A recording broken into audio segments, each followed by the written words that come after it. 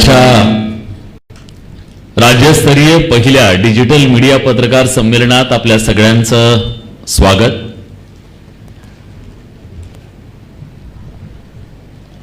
एका अतिशय ज्वलंत विषयाच्या संदर्भात बोलण्यासाठी मला आज बार्शीकरांनी इथे बोलवलं, त्याबद्दल मी त्यांचे पहिल्यांदा मनापासून आभार व्यक्त करतो। राज्याच्या कानाकोपऱ्यातून आलेले सगळे पत्रकार बांधव यांचं स्वागत या संमेलनात। याआधी अनेक वक्त्यांनी डिजिटल मीडियाच्या संदर्भातील आपापली मतं मांडली आणि मला या विषयाच्या अनुषंगाने आज बोलताना डिजिटल माध्यम तारक की मारक अशा पद्धतीचा विषय मांडण्यासाठी मी व्यासपीठावर आज उभा आहे। व्हॉइस ऑफ मीडियाच्या माध्यमातून हे जे पहिलं राज्यस्तरीय डिजिटल मीडिया संमेलन होतंय, मला वाटतं ही काळाची गरज आहे। कारण या आधी वक्त्यांनी सांगितलं त्याप्रमाणे जे काळानुसार बदलले नाहीत ते काळाच्या ओघात टिकले नाहीत। आजचा जो वर्तमान आहे, मेघराज सरांनी सांगितलं की हे भविष्य नाहीये, हा वर्तमान आहे आणि हा वर्तमान जर आम्ही स्वीकारला नाही, तसं स्वतःला अपडेट केलं नाही, जिथं कालचा मोबाईल एका वर्षानंतर नवं जनरेशन आलं तर तो मार्केटमधून बाहेर होतो, तो आपल्याला मिळत नाही मार्केटमध्ये। जुनं व्हर्जन ते बंद पडलं म्हणतात, त्याचे पार्ट सुद्धा मिळत नाहीत। अगदी तशीच परिस्थिती पत्रकारांची होऊ शकते। 2 दशकांच्या पूर्वी जेव्हा टीव्ही आपल्या सगळ्यांकडे आला तेव्हा जी परिस्थिती होती तीच परिस्थिती आज आहे, जेव्हा हे नवं माध्यम आपल्या सगळ्यांच्या समोर येत आहे आणि आपण त्या सगळ्यामध्ये काम करतोय। या विषयाची मांडणी करत असताना मला एक कथा आपल्या सगळ्यांना सांगायची आहे, जी कथा आपल्या सगळ्यांना माहित पण आहे। एक धिप्पाड आणि अतिशय शक्तिशाली असा राक्षस होता। त्याला सिद्धी प्राप्त करायची होती। ती सिद्धी प्राप्त करण्यासाठी त्याने भगवान शंकराची आराधना सुरू केली, तपश्चर्या सुरू केली। आता तुम्हाला माहिती आहे, भगवान शंकराला जर तुम्हाला त्याच्याकडून वरदान घ्यायचं असेल, भगवान शंकराला सिद्ध करायचं असेल तर तितकी तपश्चर्या असावी लागते। आणि त्या राक्षसानं ती तपश्चर्या केली आणि त्यानंतर खडतर अशी ती तपश्चर्या पाहून भगवान शंकर त्याला प्रसन्न झाले, प्रकट झाले भगवान शंकर। आणि भगवान शंकराने सांगितलं, हे राक्षसा, मी तुझ्या या तपश्चर्येवरती प्रसन्न झालोय, तू माग काय मागायचं ते, तुला काय वरदान हवंय, जे वरदान हवंय ती द्यायला मी तयार आहे। आता भगवान शंकरांनी दिलेला शब्द आहे, त्यावर तो म्हणाला, तो राक्षस म्हणाला, मला असं वरदान द्या शंकरा की मी ज्याच्या मस्तकावर हात ठेवेल ना तो भस्म झाला पाहिजे। मला अशी सिद्धी द्या की मी हात ठेवलेली प्रत्येक वस्तू भस्म झाली पाहिजे, मला दुसरं काहीच नको। भगवान शंकर आधी शब्द देऊन बसले होते, तू माग, तुला काय हवंय ते मी तुला द्यायला तयार आहे। आता त्यानं असा वर मागितल्यानंतर देवाचा शब्द गेलाय, देवाला मागे फिरता आलं नाही। देवाने सांगितलं भगवान शंकरांनी, तथास्तु।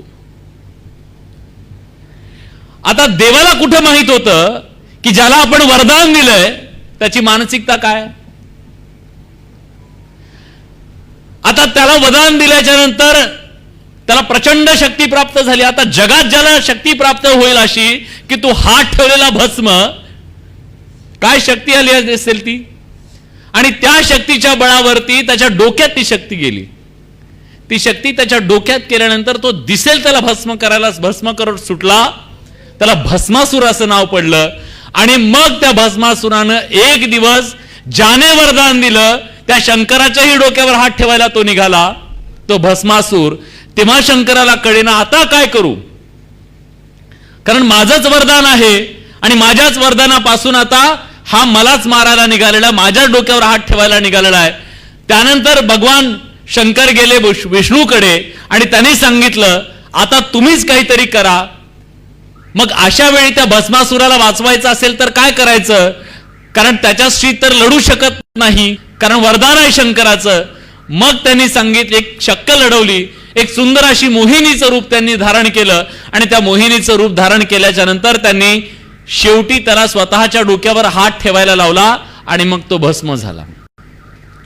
हा भस्मासूर मी का सांगतोय? भस्मासुराची कथा मी याच्यासाठी सांगितली की आजच्या काळामध्ये आम्हाला प्रचंड तपश्चर्याच्या नंतर, अनेक लोकांनी आपल्या पिढ्या घालवल्याच्या नंतर माहिती आणि तंत्रज्ञानाच्या काळातलं एक प्रचंड मोठं वरदान आमच्या हाती मिळालं आणि ते वरदान आहे मीडिया, डिजिटल मीडिया, इंटरनेट. आणि या डिजिटल मीडियाच्या माध्यमातून आम्हाला मिळालेले हे वरदान आम्ही भस्मासुरासारखं दिसेल त्या गोष्टीमध्ये नकारात्मकता पसरवण्यासाठी करणार आहोत. खरं तर हे शक्य भस्मासुराला सुद्धा शक्य होतं ना. त्याने गरिबाच्या डोक्यावर हात ठेवावा आणि गरिबी जाळावी, वाईट गोष्टींच्या डोक्यावरती हात ठेवावा, वाईट गोष्टी डाळून टाकाव्यात, हे शक्य होतं. त्या वरदानाचा सदुपयोग त्याला करता येऊ शकला असता, त्याने तो केला नाही. आज आमच्या पुढे सुद्धा तोच यक्ष प्रश्न आहे. आम्हाला जे वरदान मिळालेलं आहे त्या वरदानाचा आम्ही फायदा कसा करून घेणार आहोत, आम्ही त्याचा फायदा करून घेणार आहोत की या समाजात दंगली पेटवण्यासाठी आम्ही त्याचा वापर करणार आहोत, समाजात विषमता निर्माण करण्यासाठी करणार आहोत, समाजात भेदाभेद करण्यासाठी करणार आहोत.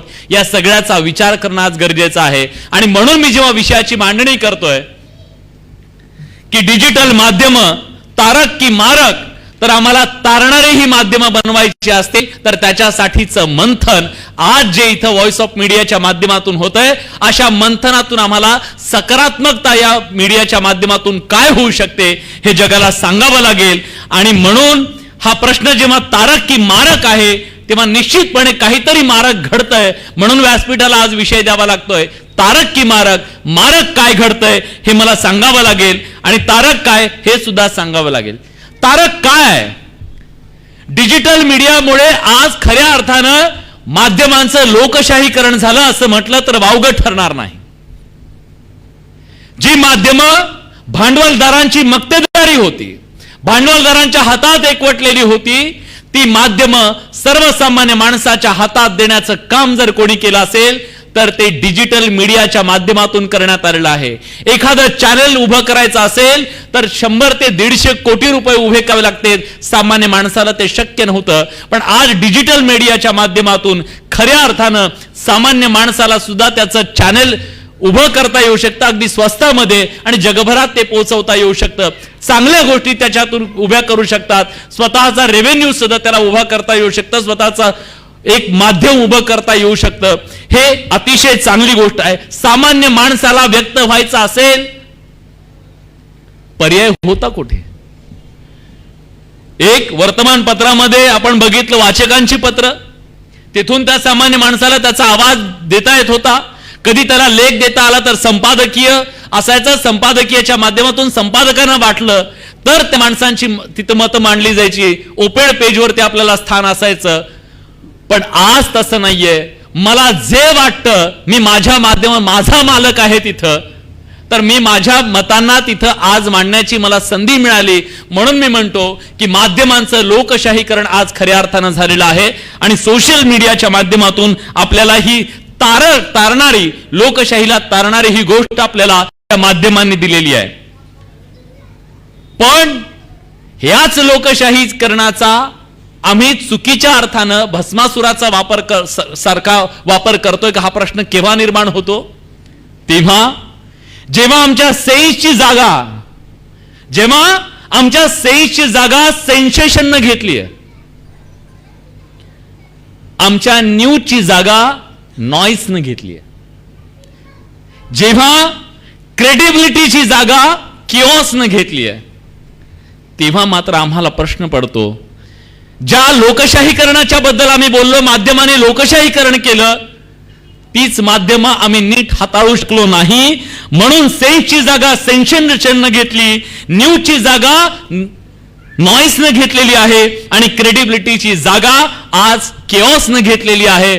म्हणून आज या व्यासपीठावरून हा विषय मांडावासा वाटतो की आज जी माध्यमं खऱ्या अर्थानं समाजाच्या आणि लोकशाहीसाठी तारक ठरली असती, ती चुकीच्या माणसांच्या चुकीच्या गोष्टींमुळे मारक सुद्धा ठरतायत. याचं भान आपण सगळ्यांनी बाळगणं अतिशय गरजेचं आहे.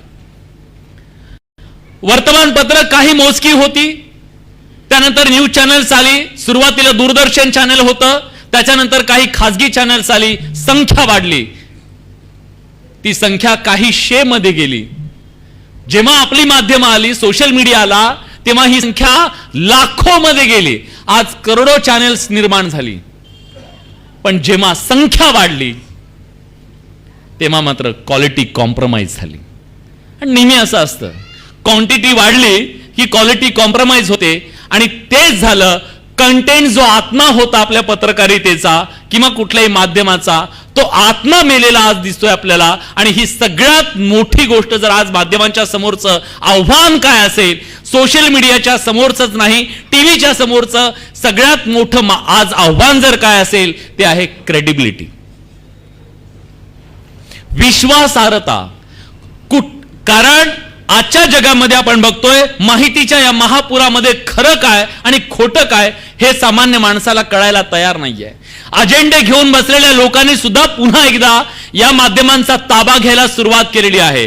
रोज जो ट्रेंड मेघराज सरांनी सांगितला, इथं काय ट्रेंड चालतो हे महत्वाचं आहे, पण ट्रेंड ठरवणारे कोण आहेत? सामान्य माणूस इथं ट्रेंड ठरवणारा नाहीये. त्याचा ट्रेंड ठरवणारे सुद्धा काही गब्बर तिथं बसलेले आहेत. आणि ते गब्बर आपले अजेंडे रोज राबवताना दिसत आहेत. त्यांच्या टोळ्याच्या टोळ्या, त्या टोळी युद्धाचा आम्ही सुद्धा कधी कधी एक भाग बनून जातो. आणि त्या टोळी युद्धातून अजेंडे ठरवले जातात, ट्रेंड ठरवले जात आहेत, ते त्या ताटात सांगितलं जात आहे. आणि हेच आजचं जग आहे, हे खरी बातमी आहे, हे आताची सगळ्यात महत्वाची बातमी आहे. हे सांगितलं जातं. कधी कधी ते चांगलं असतं, कधी कधी ते वाईट सुद्धा असतं. एखाद्याचं आयुष्य उद्ध्वस्त करणारं असू शकतं, एखादा उभं करणारं सुद्धा असू शकतं. वेळ झाला की मला सांगा.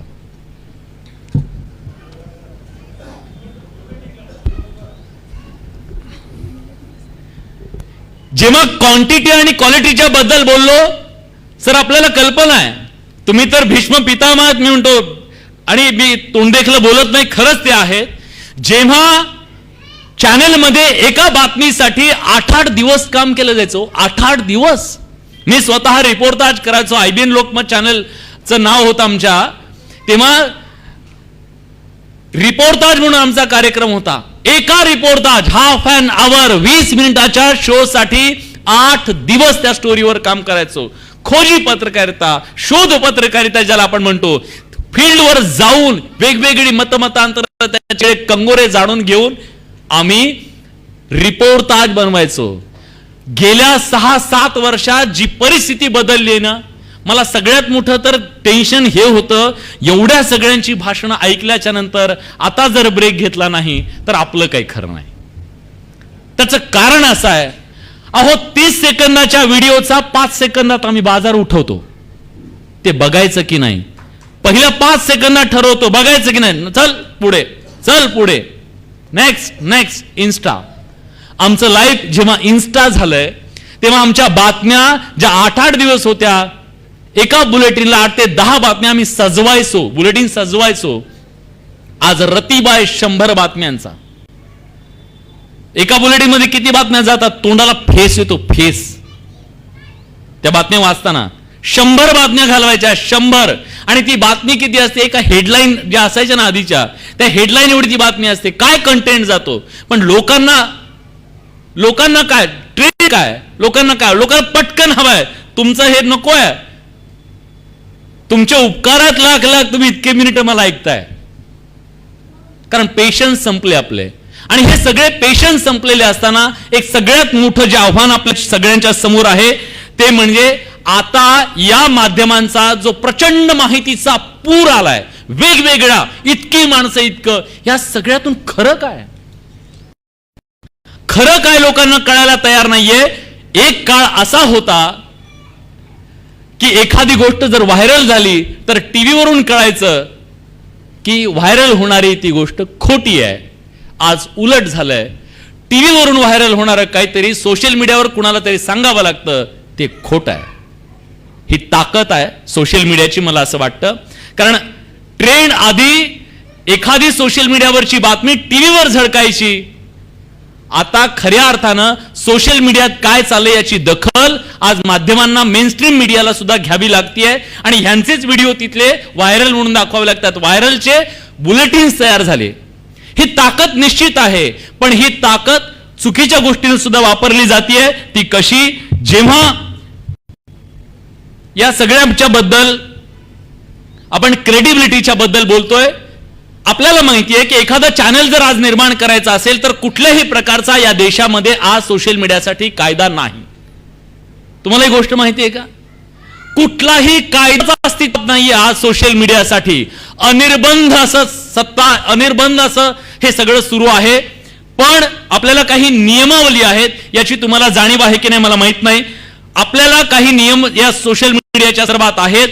स्पेशल असा कायदा नाहीये, पण काही गोष्टीच्या संदर्भात आपल्याला जर रजिस्ट्रेशन करावं लागलं नसलं सरकारकडे, जसं टीव्ही चॅनल काढायचं असेल तर रजिस्ट्रेशन करावं लागतं, जसं वर्तमानपत्र काढायचं असेल तर त्याचं रजिस्ट्रेशन करावं लागतं, पण सोशल मीडियामध्ये आता अशा प्रकारचं कुठलं रजिस्ट्रेशन करावं लागत नाही. पण काही गाईडलाईन्स मात्र निश्चितपणे आपल्याला घालून दिलेले आहेत. ह्या गाईडलाईन्स काय थोडक्यात सांगतो, थोडं थेरॉटिकल आहे पण तुम्हाला सांगणं गरजेचं आहे. ते जसं प्रिंटसाठी RNI आणि टीव्हीसाठी MIB यांच्याकडे रजिस्ट्रेशन केलं जातं, तसं आपल्याकडे कुठले रजिस्ट्रेशन नाहीये. पण ज्या गाईडलाईन्स आपल्याला घालून दिले गेलेले आहेत त्या गाईडलाईननुसार आपल्याला IT रूल 2021 ला जो IT रूल आणलेला आहे त्या IT रूलची बंधनं मात्र आपल्याला घातलेली आहेत. म्हणजे आपण एखादं माध्यम जर आता निर्माण केलं तर त्याच्याबद्दलची माहिती मात्र सरकारला द्यावी लागते. IT रूलनुसार आपल्याला द्यावी लागते. आणि त्याचबरोबर सूचना प्रसारण मंत्रालयानं त्याच्या ज्या गाईडलाईन्स बनवलेल्या आहेत त्याचा IT रूलनुसार 2021 ला जो कायदा आला त्या मात्र आपल्याला फॉलो करावे लागतात. त्या आपल्यावर कारवाई होते. दुसरं, press council of India.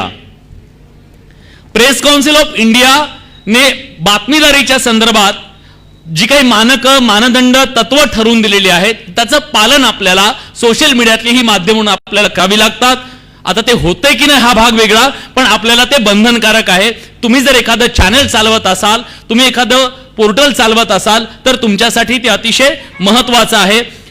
Press council of इंडियाची ती मानकं आपल्याला पाळावी लागतात. आणि तिसरं एक त्यांनी सांगितलेलं आहे, केबल टेलिव्हिजन अधिनियम 1995 ला तेव्हाच्या सरकारने जी केबल टीव्ही चालवण्याच्या संदर्भात जी मानकं घालून दिलेली होती, ज्या अटी शर्ती घालून दिलेल्या होत्या त्याच्याबद्दल, म्हणजे एखादी माहिती कशी प्रसारित करायची, काय असावी याच्याबद्दलचे, तर ह्या 3 गोष्टीची बंधनं आपल्याला निश्चितपणे आहेत सोशल मीडियाची चॅनल चालवत असताना किंवा वेब पोर्टल चालवत असताना. पण स्वतंत्र असा कुठलाही कायदा आता या देशामध्ये अस्तित्वात नाहीये.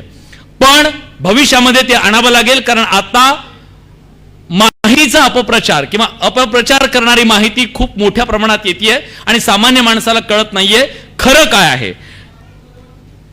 हे क्षेत्र ज्या पद्धतीने वाढतंय, कुठलंही क्षेत्र जेव्हा वाढतं येतं तेव्हा त्याच्यातून आपल्याला प्रचंड संधी निर्माण होतात आणि त्या संधी आपण त्या वेळेस त्या घेतल्या पाहिजेत. पण ह्या संधी किती निर्माण होत आहेत ह्याच्याबद्दलची काही आकडेवारी मी आपल्या समोर ठेवणार आहे. ट्रायनं एक अहवाल दिला.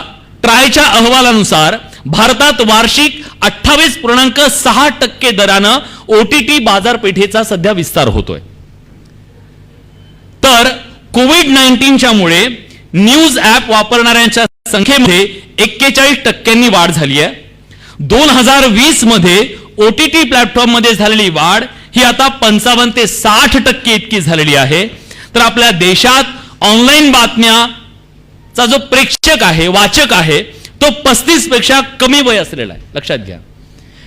जेव्हा हे नवं माध्यम येतंय तेव्हा नवा प्रेक्षक सुद्धा ते तयार करताय, नवा वाचक तयार करताय. म्हणजे आपला जो वाचक आहे तो वाचक, त्याचं वय काय आहे, त्याची मेंटॅलिटी काय, त्याची मानसिकता काय, त्याला काय हवंय त्याच्या ताटात काय द्यायचंय या सगळ्याचा विचार करून ही माध्यमं आता आपली स्ट्रॅटेजी ठरवत आहेत. आणि जे नव प्रेक्षक आहे, म्हणजे मी कालपर्यंत प्रामाणिकपणे सांगतो की मी इन्स्टावर नव्हतो, फार ऍक्टिव्ह नव्हतो. त्याचं कारण मला असं वाटायचं की काय बालिशपणा चाललाय हा, अजिबात सिरियसली नुसता टाइमपास चाललाय, केवळ मनोरंजन आहे, तिथं काय थॉटच नाहीये. अशा पद्धतीनं मी सुरुवातीला विचार करत होतो. पण जेव्हा अशा वेगवेगळ्या गोष्टींचा अभ्यास केल्यानंतर असं लक्षात आलं की माझा उद्याचा प्रेक्षक, माझा आजचा प्रेक्षक ज्या प्लॅटफॉर्मवर आहे तिथं मला जावं लागेल, नाहीतर मी आउटडेटेड होईन. मी कोण आहे हे माझ्या प्रेक्षकांनाच माहीत नसेल, मी त्यापर्यंत पोहोचू शकत नसेल, तर मग माझ्या टीव्ही चॅनलचा जो प्रेक्षक आहे, जो उद्याचाही कदाचित प्रेक्षक असेल आणि आजचा आहे, तो आज टीव्ही बघत नसेल. टीव्ही हा आज काय झालाय, शोपीस झाला, आपल्या भिंतीवरचा शोपीस झाला टीव्ही. टीव्ही तर खरा मोबाईलवर आला. आता आपण सगळेजण मला वाटतं मोबाईल यूज करतो, मोबाईलवर बघतोय. पण जर आजची जी तरुण पिढी आहे, 35ची तरुण पिढी आहे, ही जर आज खऱ्या अर्थानं मोबाईलवर असेल, ती इन्स्टावरती असेल, तर आम्हालाही त्या इन्स्टावर जावं लागेल. त्याला अस्पृश्य म्हणून चालणार नाही. मग तिथं जाऊन तुम्हाला जे अभिप्रेत आहे, चांगला विचार तुम्हाला अभिप्रेत आहे, तुम्ही तो द्या.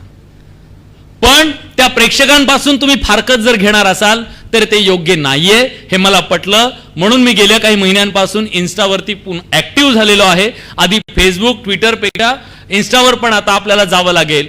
तिथं जाऊन काय करायचं, जमाना व्हिडिओ कन्झम्पशनचा, व्हिडिओ कन्झम्पशन प्रचंड वाढलं, आपल्याला कल्पना आहे. अहो 4Gच्या नंतर जे व्हिडिओ कन्झम्पशन वाढलं, सरांनी सांगितलं, लोकांना आता ऐकायचंय, म्हणजे वाचायला वेळ नाहीये, पटकन हा ती बातमी सांगायची आहे तुम्हाला, तासभर नाही आमच्याकडे वेळ, ते पटकन सांगा 30 सेकंदात. बरं ते 30 सेकंदातलं पुन्हा 5 सेकंदात बघू विषय काय, पुढे प्रेझेंटेशन. जर जग आणि इथली नव प्रेक्षकांची जी गरज आहे त्याच्यानुसार आपल्याला तसा बनावं लागेल. हे आपल्या सगळ्यांच्या समोरचं मोठं आव्हान आहे. व्हिडिओ कन्झम्पशन जर आपल्याला वाढवायचं असेल भविष्यामध्ये 5Gच्या नंतर पूर्णपणे हे जग पुन्हा बदलणार आहे. त्यामुळे आपल्यासाठी सज्ज असलं पाहिजे.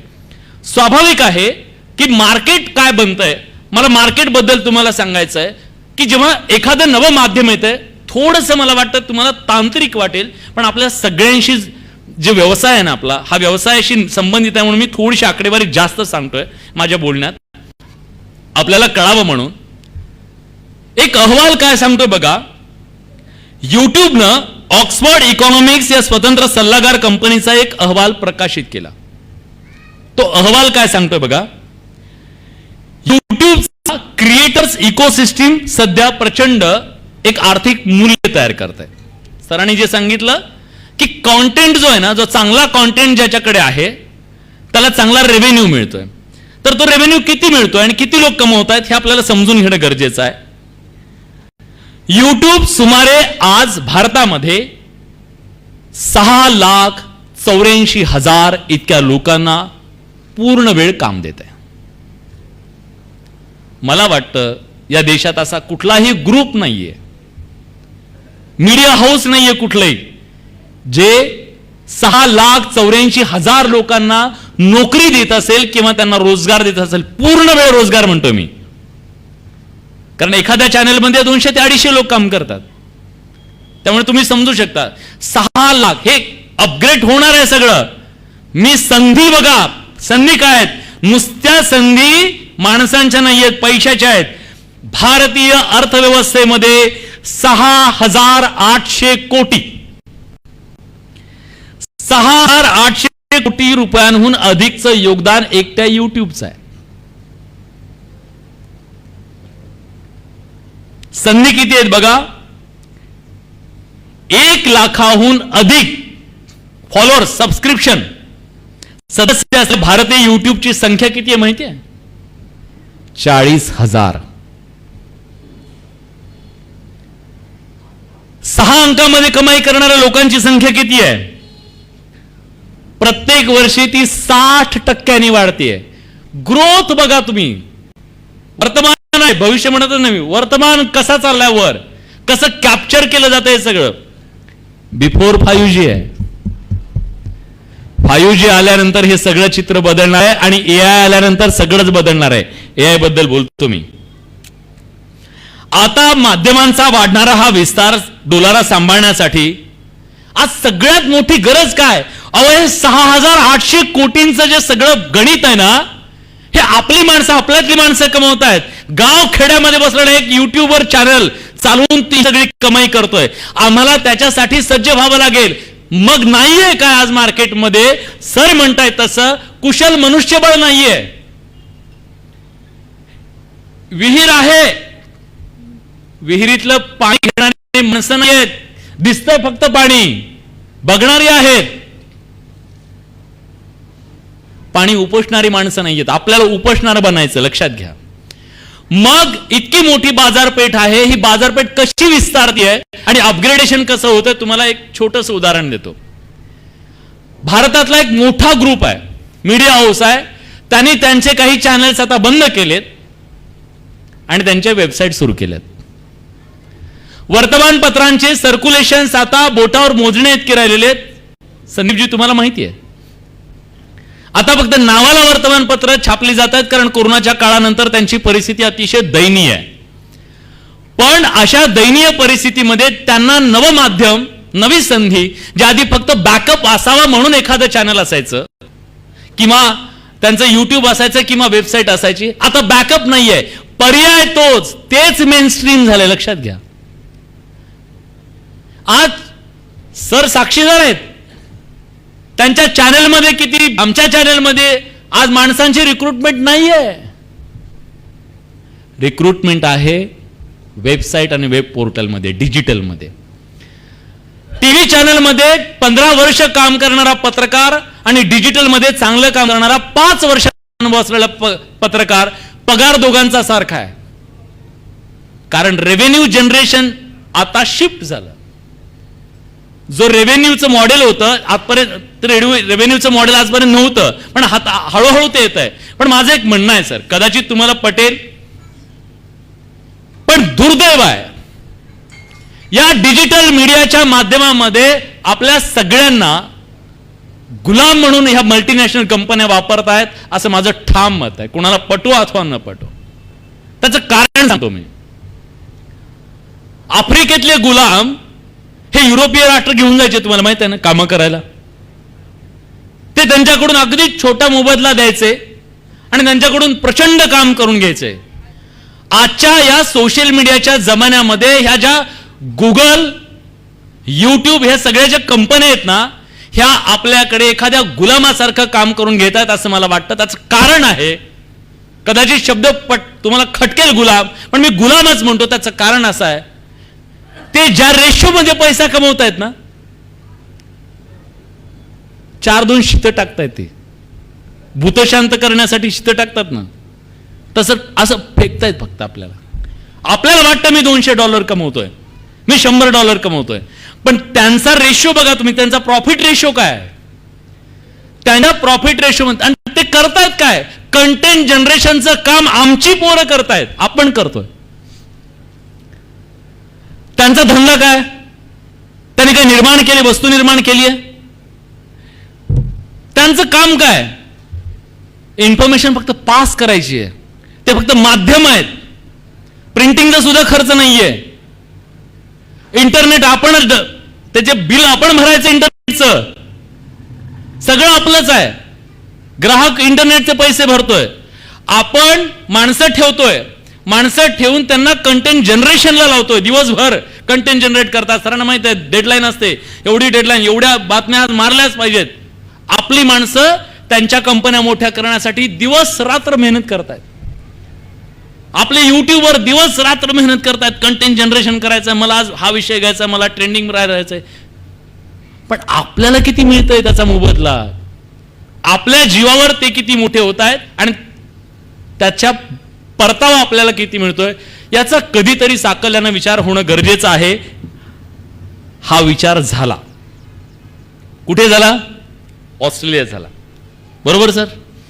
ऑस्ट्रेलियामध्ये वृत्त आणि प्रसार माध्यम केंद्रानं एक सर्वे केला, ऑस्ट्रेलियातल्या कॅनबेरा विद्यापीठाच्या. त्यानुसार ऑनलाईन बातम्या वाचणारे 62% वापरकर्ते हे सोशल मीडियाहून बातम्या वाचायचे.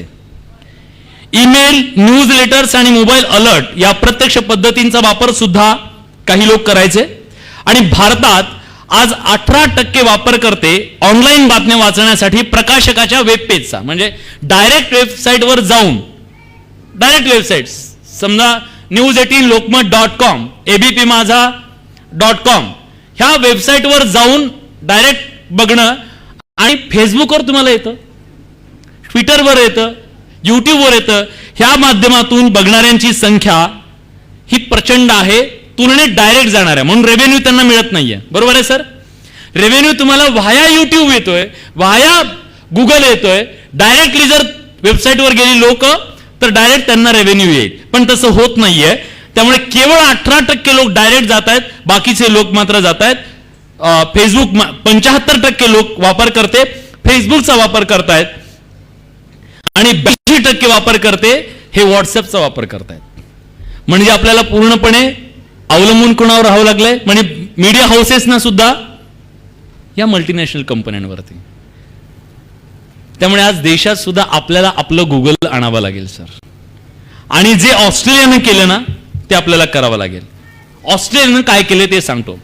ऑस्ट्रेलियामध्ये बातम्यांच्या संदर्भात न्यूज मीडिया आणि digital platforms mandatory bargaining code हे विधेयक आणलं गेलं 25 फेब्रुवारी 2021ला. हे अस्तित्वात आलं.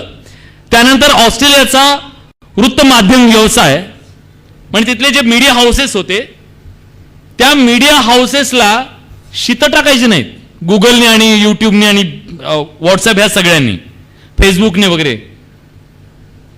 त्यांना त्यांची, जसं आपल्याकडे काय म्हणतो आपण, एखाद्या कामगाराला किमान वेतन म्हणतो ना आपण, त्याचं किमान त्याला मिळालं पाहिजे मूल्य त्याच्या कष्टाचं.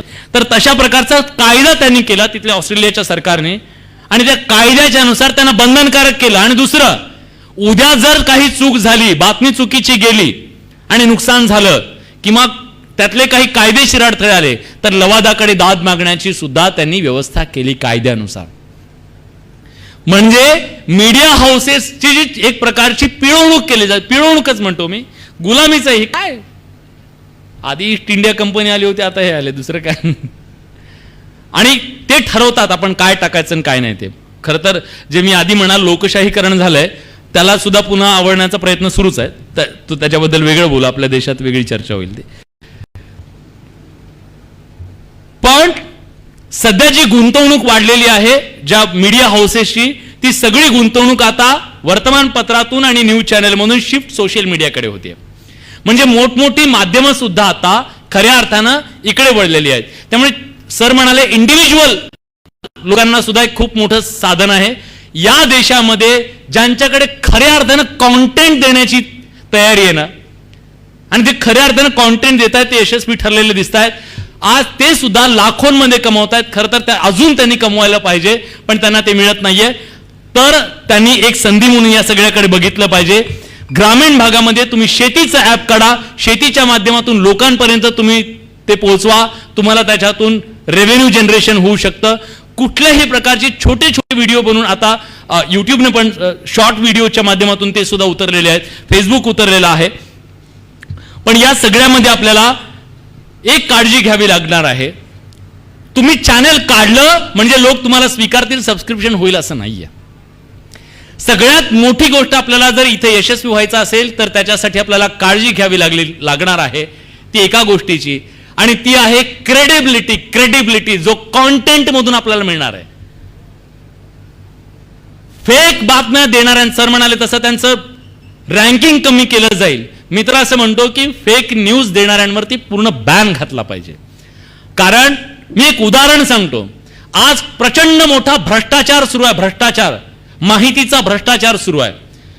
तुम्ही म्हणाल की नाही असं नाही होत, असं नाही होऊ शकत. मला एक गोष्ट सांगा, तुम्हाला पण असे काही मेसेज आले असतील. समजा तुम्हाला असं म्हणालं कोणी, तुमचं नाव काय, अजितराव, तुम्हाला एक मेल आला, मेसेज आला, तुम्हाला 2 कोटीची लॉटरी लागलेली आहे, ती लॉटरी आम्ही तुम्हाला देऊ, त्याच्यासाठी तुम्ही आम्हाला 1000 रुपये भरा असं सांगितलं तर तुम्ही भराल का? नाही भरणार. भराल का? तुम्हाला 2 कोटीची लॉटरी लागलेली आहे, त्याच्यासाठी तुम्ही 2000 रुपये भरा असं तुम्हाला एक मेसेज आला, व्हॉट्सअप आला, तुम्हाला मेल आला, काय कराल तुम्ही? भराल? नाही ना भरणार. आपण हुशार होत ना, नाही ना भरणार. पण असं होत नाही. देशामध्ये एका वर्षात बोगस लॉटरीच्या बोगस मेसेजच्या माध्यमातून 650 कोटी रुपयाचा घोटाळा झालाय. 650 कोटी रुपये लोकांनी दिले. मिस इन्फॉर्मेशन काय करू शकते? मिस इन्फॉर्मेशन किती मोठा घोटाळा करू शकते? सामान्य माणसाला माहित नाहीये मिस इन्फॉर्मेशन आहे का काय आहे. 650 कोटी रुपये सामान्य माणसानं आपल्या खिशातले घामाचे दिलेले आहेत. ते गंडवणारी सगळी मंडळी इथं आज कब्जा करून बसलेली आहे. गंडवणारे लोक केवळ पैसे घेत नाहीत, मतही घेतात. त्याचं कारण असं आहे, मत घेणाऱ्यांना सुद्धा लक्षात आलेलं आहे की आज माझा गिराईक कुठे बसलेला आहे. आणि या गिराईकाला तुम्ही आम्ही मत कसे बनवतो, जे निवडणुकीला आपण मतदान करतो ना, मी त्याच्याबद्दल ते वाचलं, त्यानं ते केलं, जे इथं येईल ते खरं. आपली मतं आपण बनवत नाहीयेत, आपली मतं सध्या हे बनवतंय. आणि काय द्यायचं हे ठरवणाऱ्या प्रचंड मोठ्या टोळ्या सर्व राजकीय पक्षांच्या, कोणीही आता याच्यात नाहीये, सर्व राजकीय पक्षांच्या विंग आहेत, सोशल मीडिया विंग आहेत. तिथं पोरं बसलेली असतात आणि ते बिनधास्त सोडून देत असतात, ट्रेंड चालवत असतात. आणि आपला जो मतदार आहे त्या मतदाराची कशी दिशाभूल करा, काय वाटेल ते करा, आपल्याकडे त्याला खेचा. कोणीही याला अपवाद नाही. 2014ला फक्त सत्ताधारी पक्ष तेव्हा जो झाला त्यांनी त्याचा खूप मोठ्या प्रमाणात वापर केला. पण आता प्रत्येकाला कळलेला, लहान लहान लेकराला कळलंय की इथं काय करावं लागतं म्हणून. त्यामुळे सगळे पटाईत झालेले आहेत. फक्त अडचण अशी आहे, सामान्य माणसाला कळत नाहीये या माहितीच्या समुद्रातून हलाल काय आहे, अमृत काय. गोची सगळी जी आहे ना ती इथं आहे. त्यामुळे सामान्य माणसाला जोपर्यंत आम्हाला आमच्या क्रेडिबिलिटीतून सांगावं लागेल आम्ही हलाहल नाही अमृत देणारी माणसं आहोत. आणि ज्या दिवशी आपली क्रेडिबिलिटी तयार होईल, ती क्रेडिबिलिटी आपला रेव्हेन्यू सुद्धा देणार आहे, आपल्याला चांगले सबस्क्रायबर सुद्धा देणार आहे. आणि आपलं मीडिया हाऊस, जे मी लोकशाहीकरण म्हणालो ना, त्याला सुद्धा ती मदत करणारी ठरणार आहे. त्याच्यासाठी हे प्रचंड मोठं जे साम्राज्य आहे, समजा आज सोशल मीडियाचं, ही शक्ती जी आहे ना, जे वरदान आपल्या सगळ्यांना मिळालेलं आहे, हे वरदान जर खऱ्या अर्थानं आपण अंगीकारलं, त्याचा चांगला वापर केला. आजही सोशल मीडियाच्या माध्यमातून अनेक चांगल्या गोष्टी लोकांनी केलेल्या आहेत, अनेकांचं आयुष्य बदललेलं आहे. सोशल मीडियाच्या माध्यमातूनच गाव खेड्यातल्या वाड्या वस्तीवरचे अनेक टॅलेंट आहेत ना, ते जगाच्या समोर आले ना. नाही कसं म्हणता येईल. नेपोटिझम जे होतं म्हणजे काही घरंदाज लोकच स्टार बनले या देशामध्ये, पण आज वाड्या वस्तीवरची फाटकी माणसं सुद्धा त्यांच्यातले असलेले टॅलेंट स्टार बनली. हे सोशल मीडियाची कमाल आहे ना. तुम्हाला एक उदाहरण सांगतो. एक साधी गोष्ट होती, सोशल मीडियाचा आपण चांगला वापर कसा करू शकतो. मला एका शिक्षकाचा व्हिडिओ आला आणि चंद्रा गाणं त्या मुलानं गायलेलं होतं. आणि ते गाणं ऐकल्यानंतर मला वाटलं क्या बात आहे यार, एवढा गरीब मुलगा काय सुंदर गातोय. आणि तो व्हिडिओ मी म्हटलं हे काय, पत्रकार म्हटल्यानंतर आपण खात्री करायला पाहिजे, सर हे काय आहे, कुठला व्हिडिओ आहे, गाव कुठलं. त्यांनी सांगितलं की मी त्या शाळेमध्ये तपासणी करण्यासाठी गेलो होतो आणि तपासणी करण्यासाठी गेल्यानंतर मी सहज विचारलं कुणाला काय येतंय, असं कुणात काय टॅलेंट आहे मी बघावं म्हणून मी केलं. तर त्या मुलानं मला सांगितलं की मी गाणं गातो. मी त्याला म्हणालो गाणं गातो. त्याने एवढं अप्रतिम गाणं गायलं, मला वाटलं की आपण ते रेकॉर्ड केलं पाहिजे. आणि ते रेकॉर्ड केलं त्याने.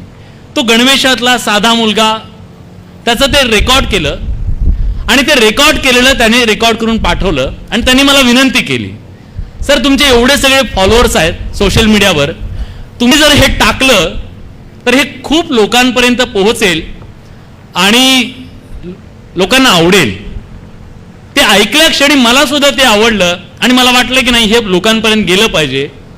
तुम्हाला विश्वास नाही बसणार, अहमदनगरच्या त्या छोट्याशा खेड्यातला एका गरीब गावातला मुलगा, त्याचं ते गाणं जेव्हा मी माझ्या फेसबुक अकाउंटवरती टाकलं, त्याच्यानंतर काही तासात ज्या महाराष्ट्रात ज्या वेगानं त्यानं व्हायरल झालं ते धुमाकूळ घातला.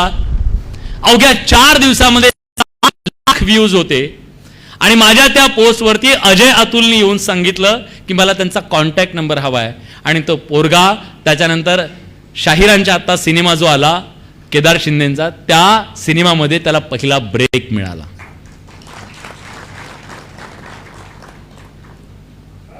आधीच्या काही शक्य होतं का होय सगळं?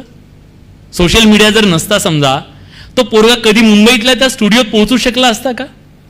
सामान्य पोराने कधी स्वप्न तरी बघितलं असतं का? नाही. मी तुम्हाला अजून एक सांगतो, आमची ताकद गेली सोशल मीडियाने. माध्यम जे प्रस्थापित माध्यमं होती ना, त्यांची दादागिरी संपवली आहे, मोनोपॉली संपवली आहे. आधी अँकर म्हणजे कोणीतरी फलाना तमकान ढमकान तो दिसतो, हे भाड्याचं असतं, पण वाटायचं लोकांना. आज तुम्ही सुद्धा अँकर होऊ शकता. ती संधी दिली तुम्हाला सोशल मीडियाने. तुम्ही सुद्धा रिपोर्टर होऊ शकता. तुमच्या गावातले तुम्ही रिपोर्टर होऊ शकता. तुम्हाला कुठल्या रिपोर्टरला फोन करून सांगायची गरज नाही तेवढी आमची बातमी द्यावं.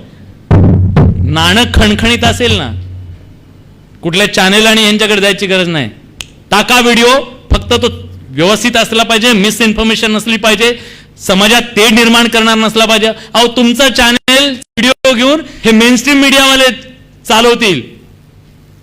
तुमची बातमी, तुमचा व्हिडिओ, त्यांना टीआरपी पाहिजे. तुमच्याकडे कंटेंट असेल ना, ते घेऊन चालवतील. चालवतो ना सर आपण. फक्त तुमचं नाणं खणखणीत पाहिजे. सोशल मीडिया आहे, ताकद आली ना तुझ्याकडे. मला असं वाटतं की जर खऱ्या अर्थाने हे लोकशाहीकरण झाले, तुम्ही अजून खोलात जा.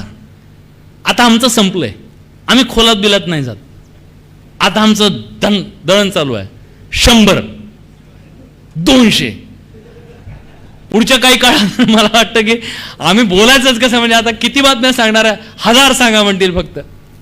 अर्ध्या तासात 1000. आता फक्त बातमीचं नाव सांगायचं, पुढे समजून घ्या म्हणायचं बाकी प्रेक्षकांनी. म्हणजे जग किती वेगानं जातं. 5G आल्यावर काय होणार आहे लोकांना पण कळत नाही. त्या 100 बातम्यातल्या किती लक्षात राहतात, काय लक्षात ते देताना पण आम्हाला कळत काय बाबा हे काय भानगड आहे.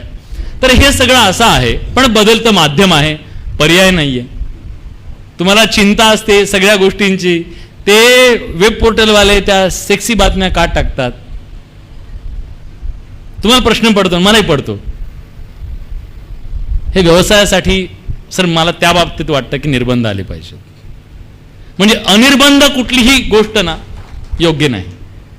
बंधनं पाहिजेत.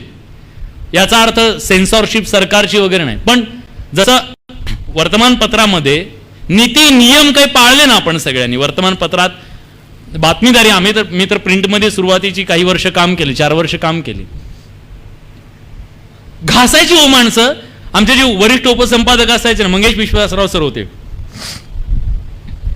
बातमी चुकली 10 वेळा नीट लिही म्हणायचे, इचकाडायचे, अवकात काढायचे.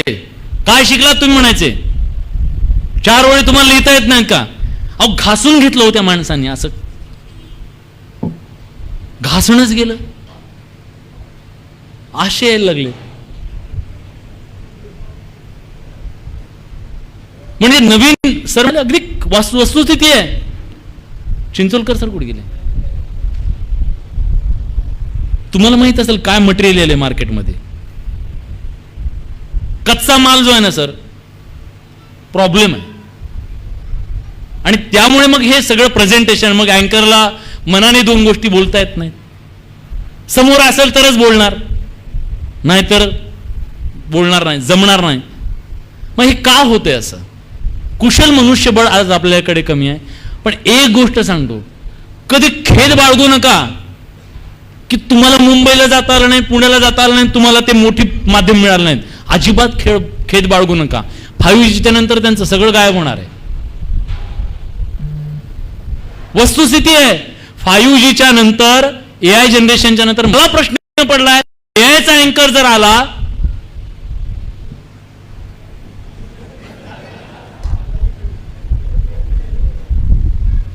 एआय अँकर आल्यानंतर त्याला शिफ्टचं टेन्शन आहे का?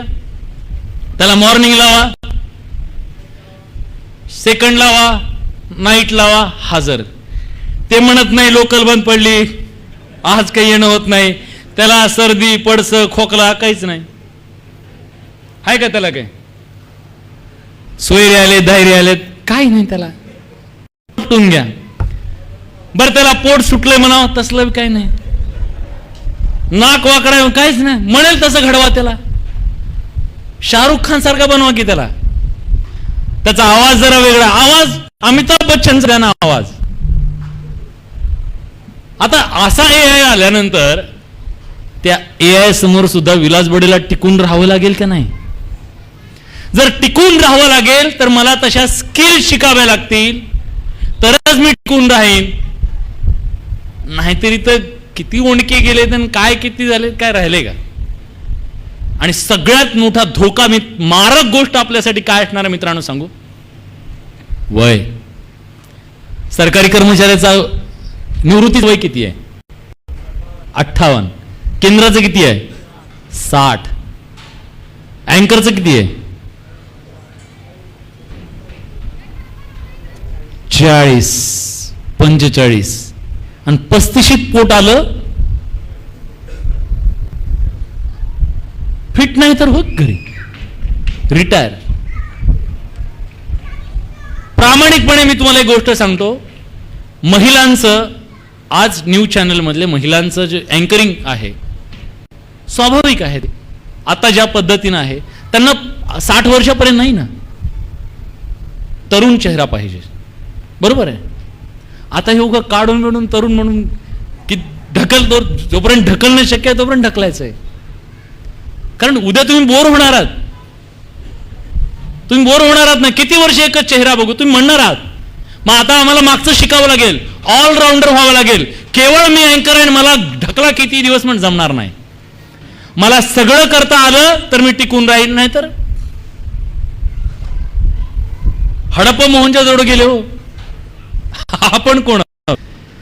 त्यामुळे या सगळ्या काळात सोशल मीडियाची सगळ्यात मोठी, जर आज ह्या डिजिटल मीडियाची सगळ्यात नकारात्मक बाजू काय असेल सर, इथं वय मॅटर करतं. तर स्वतः रिक्रुटमेंट करतात ते 41चा पुढचा माणूस घेत नाहीत, 35चा सुद्धा घेत नाहीत. मला आमच्याच एचआरने सांगितलं, आपल्याला माणसं पाहिजेत 22 ते 27, 27च्या पुढचा नको. बोला काय वाढून ठेवलंय आपल्या पुढे? मग आता माझ्यासारखा एखादा म्हातारा माणूस, त्यानं काय करायचं? आता 27चा माणूस लागणार, मग म्हातारा झालो मी त्यांच्या दृष्टीनं. या कसोटीच्या काळात आपल्याला एकच गोष्ट वाचवू शकते, ती म्हणजे आपली विश्वासार्हता, आपले स्किल, काळानुरूप आपण स्वतःमध्ये घडवलेले बदल आणि सगळं काही करण्याची तयारी. हे जो करेल तो टिकेल, नाहीतर भस्मासूर आपल्या डोक्यावर पहिल्यांदा हात ठेवणार आहे. लोकांच्या नंतर पहिला आपल्या डोक्यावर आहे. त्यामुळे माझं आपल्या सगळ्यांना एक कळकळीचं आवाहन आहे, जसं जग ज्या वेगानं बदलतंय मित्रांनो, 4Gच्या पासून ते आज 5G येण्यापर्यंत गेल्या 4 ते 5 वर्षात ज्या प्रकारचं आयुष्य आपल्या सगळ्यांचं बदललेलं आहे, ह्या बदलत्या आयुष्यानंतर आपण मागे जर वळून बघितलं तर आपल्याला विश्वास बसत नाहीये कुठल्या जगात आपण वावरत होतो आणि कुठल्या जगात आज आपण वावरतोय. मला वाटतं काळाचा हा बदल जर आपण अंगीकारला नाही, स्वीकारला नाही, तर काळाच्या या बदलत्या झपाट्यामध्ये, धबडग्यामध्ये हा डोलारा आपण सांभाळू शकणार नाही. आज आपल्याला इथं पाय रोवून उभं राहणं गरजेचं आहे आणि पाय रोवून त्याच दिवशी आपण उभं राहू शकतो ज्या दिवशी हे नवं तंत्रज्ञान आपण आत्मसात करू, त्याचे स्किल आपण आत्मसात करू. हे तंत्रज्ञान जर आपण स्वीकारलं, त्याचे स्किल आत्मसात केले, तर हे तारक निश्चित आहे. आपण ते केलं नाही तर आपल्यासाठी ते नक्की मारक आहे. त्यामुळे हा भस्मासूर आपल्या डोक्यावर हात ठेवू द्यायचा नाहीये. आपल्याला चांगल्या गोष्टी करायच्या त्या सोशल मीडियाच्या माध्यमातून, आणि त्या करत राहू ही अपेक्षा व्यक्त करतो.